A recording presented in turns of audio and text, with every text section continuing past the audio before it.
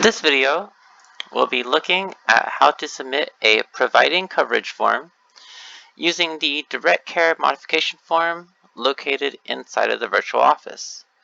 The first step is to locate the direct care modification form button and select it. After that, we'll be brought to the modification form itself.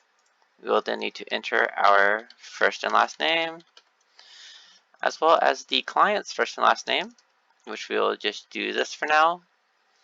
And then we're going to select providing coverage under type of modification. In this instance, when we are selecting providing coverage, we're going to do this when we are going to cover the shift of another RBT or BT who originally had the appointment assigned to them and they are missing that appointment, but they've asked us to cover an appointment that we do not normally have on that day. So after selecting this option, we're going to hit next.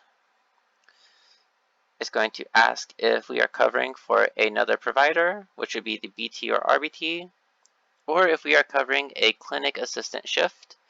In this case, let's say that we are covering for another provider. We'll hit next. Please insert the full name of the staff you are covering for. We're just going to do this for now. The date of the session, we'll say it's the 10th. Start time for the portion of the session you will cover. Let's say it starts at 9 a.m.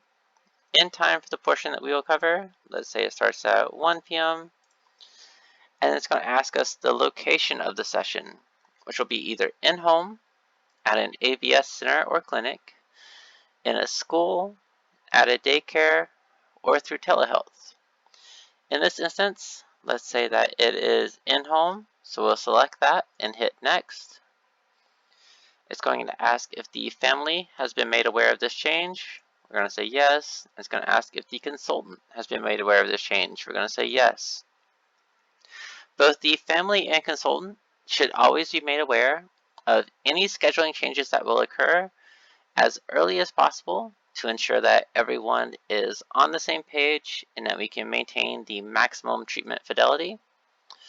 Below this, we have a comment section to provide any additional or pertinent information to the scheduling team that might be needed to complete this request. If we have information of that nature, we can type it in here.